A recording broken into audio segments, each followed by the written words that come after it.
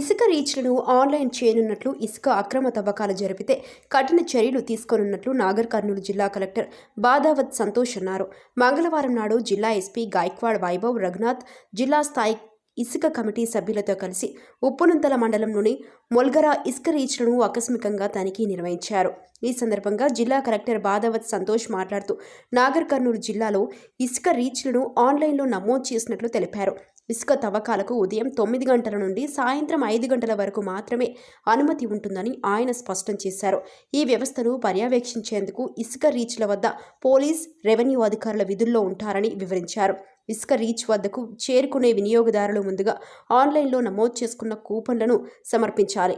సంబంధిత revenue, police అధికారులు కూపన్లను పరిశీలించిన తర్వాతే ఇసుక తవ్వకాలకు అనుమతిస్తారని కలెక్టర్ తెలిపారు. అక్రమంగా తరలిస్తున్న ఇసుకను అరికట్టడంలో భాగంగా ఇసుకను ఆన్లైన్ ద్వారా బుకింగ్ చేసుకునే సదుపాయాన్ని అందుబాటులోకి తేనున్నట్లు తెలిపారు.